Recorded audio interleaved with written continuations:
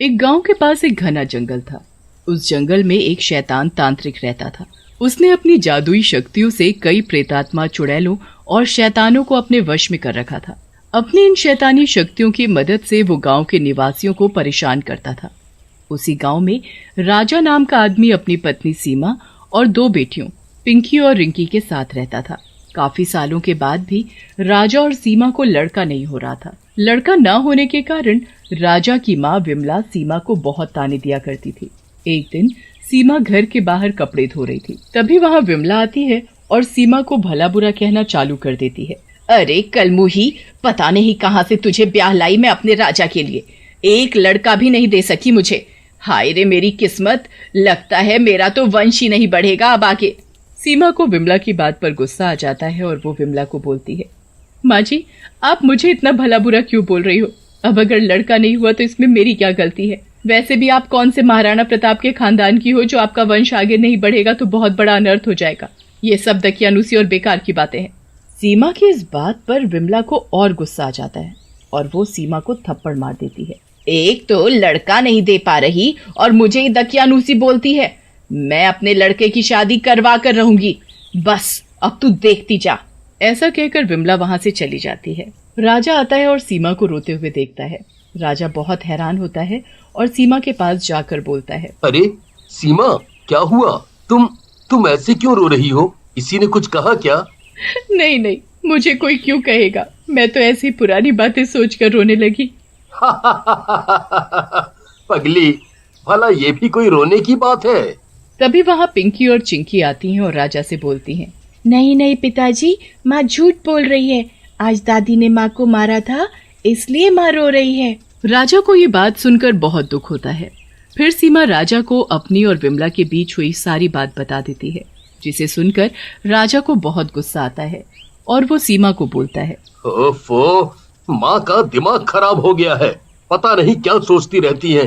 मैं शादी वादी नहीं करूँगा। आने दो माँ को, आज ही उनसे बात करता हूँ। नहीं नहीं, तुम माँ से कोई बात नहीं करोगे और दूसरी शादी करोगे मेरे लिए, क्योंकि मैं भी एक लड़का चाहती हूँ। सीमा राजा को दूसरी शादी के लिए मना लेती है।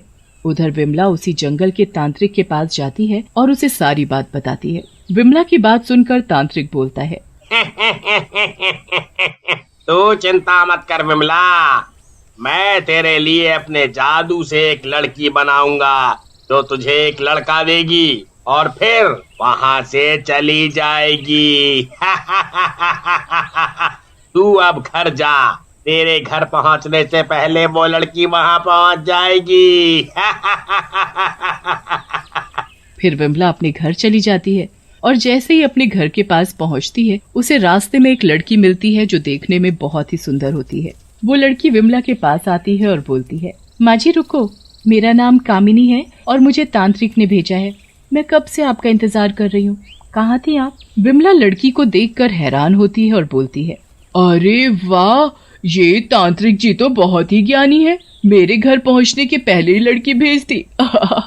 अब लगता है मेरी बरसों की मनोकामना पूरी हो जाएगी और मैं भी एक पोते का चेहरा देख पाऊंगी। फिर विमला और कामिनी घर की ओर जाते हैं। विमला कामिनी को घर के बाहर रुकने को बोलती है और खुद घर के अंदर जाती है। लेकिन जैसे ही वो घर के अंदर जाती है, राजा गुस्से में उसे बोलता है, माँ, तुमने ये ठीक नहीं किया। जब देखो तुम सीमा को डांटती रहती हो। आखिर उसने आपका क्या बिगाड़ा है? विमला राजा की ओर गुस्से से देखती है और बोलती है, जब देखो माँ से लड़ता रहता है। एक तो मैं तेरे लिए देख कितनी अच्छी चीज लाई हूँ। विमला के बोलते ही कामिनी घर के अंदर आ जाती है। कामिनी को राजा देखते ही रह जाता है। माँ जी, क्या यही आपके बेटे हैं जिनसे मुझे शादी करनी है? ये तो बहुत ही हैंडसम है। अपनी तारीफ सुनकर राजा फूले नहीं समाता और शादी के लिए तुरंत हाँ कर देता है। ये सब सीमा दूर खड़े खड़े देख रही होती है। शादी की रात कामिनी राजा के कमरे में घूंघट में बैठी होती है। प्रीतम, मैंने तुमसे ज्यादा सुंदर लड़की पूरी दुनिया में नहीं देखी। अगर तुम मुझे पहले मिली होती तो मैं इस सीमा से शादी नहीं करता। चलो जी हटो, झूठ बोलना तो कोई आपसे सीखे। सीमा भी तो अच्छी है।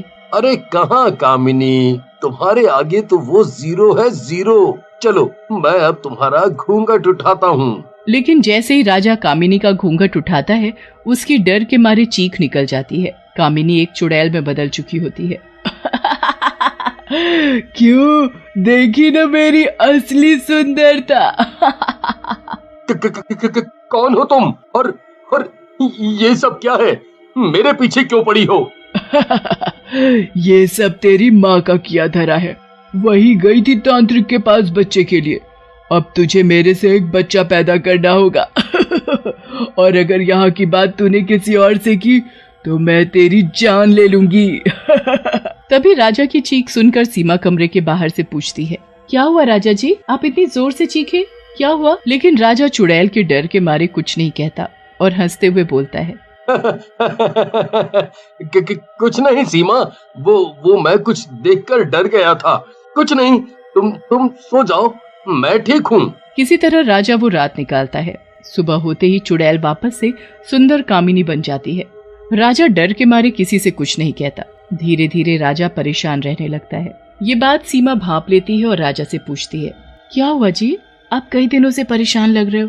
ये कामिनी आपको कुछ कह रही है क्या हुआ, बताओ मुझे। पहले तो राजा टाल मटोल करता है, लेकिन सीमा की जिद के आगे मजबूर होकर सीमा को सारी बात बता देता है, जिसे सुनकर सीमा बोलती है, राजा हम तो बहुत बड़ी मुश्किल में फंस गए हैं, अब हम इस परेशानी से कैसे निकलेंगे?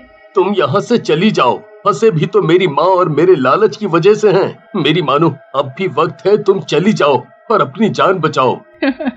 ये कैसी बातें कर रहे हो राजा, मैं भारतीय नारी हूँ, मैं तुम्हें मुसीबत में छोड़कर कैसे जा सकती हूँ।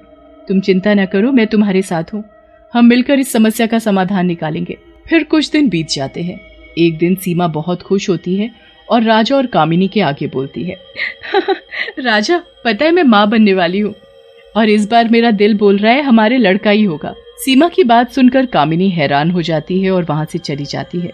रात में कामिनी चुड़ैल में बदल जाती है और राजा को गर्दन से पकड़कर बोलती है, ये सीमा माँ कैसे बनी? तू मुझसे कोई खेल खेल रहा है, मैं अब तुझे और इस सीमा को जिंदा नहीं छोड़ूंगी। देखो मैं कुछ नहीं जानता। तुम मेरी सीमा और होने वाले बच्चे को कुछ मत कहना। मैं तुम्हारे आगे हाथ जोड़ता हूँ। तभी वहाँ राजा की माँ विमला आ जाती है और चुड़ैल को देखकर घबरा जाती है। राजा मेरे बच्चे, ये सब क्या है? ये चुड़ैल यहाँ कैसे? बुढ़िया, तू ही तो मुझे यहाँ लेकर आई थी बच्चे के लालच में। मैं ही कामिनी हूँ, तेरी दूसरी बहू। ऐसा कहकर चुड़ैल वापस कामिनी के रूप में आ जाती है। तुम तीनों ने मिलकर मुझे बेवकूफ बनाया है, मैं अब तुम तीनों को ही नहीं छोड़ूंगी। मुझे इस राजा के बच्चे की माँ बनना है, लेकिन इसके लिए सीमा को मरना होगा। ऐसा कहकर कामिनी वापस चुड़ैल बन जाती है और सीमा की तरफ बढ़ती है, लेकिन राजा चुड़ैल को पकड़ लेता है। दुष्ट चुड़ैल, मेरे रहते तू सीमा और मेरे बच्चे की तरफ आग भी नहीं उठा सकती। चुड़ैल राजा को दूर उठाकर फेंक देती है और बोलती है, तुझे तो मैं बाद में देखूंगी, पहले मैं इस सीमा से बदला ले लूं। लेकिन तभी सीमा अपने पास से हनुमान की मूर्ति निकालती है। मूर्ति के छूते ही चुड़ैल जलने लगती है। ये तूने क्या किया? हनुमान जी से तो मैं कभी नहीं जीत सकती। मैं अभी तो जा रही हूँ, लेकिन वापस जरूर आऊंगी। थोड़ी ही देर में चुड़ैल पूरी तरह जल जाती है। विमला सीमा के पास जाती है और बोलती है, मुझे माफ कर दो बहू, मुझसे गलती हो गई। माँ जी, मुझे भी माफ कर दो, मैंने आप दोनों से झूठ बोला, मैं माँ नहीं बनने वाली, मैंने तो इस चुड़ैल से मुक्ति पाने के लिए झूठ बोला था। उधर चुड़ैल के जलने की खबर तांत्रिक को जैसे ही मिलती है, वो गुस्से में आ जाता है और बोलता है, इन लोगों ने मेरी गुलाम चुड़ैल को मारा, मैं इन लोगों को जिंदा नहीं छोड़ूंगा।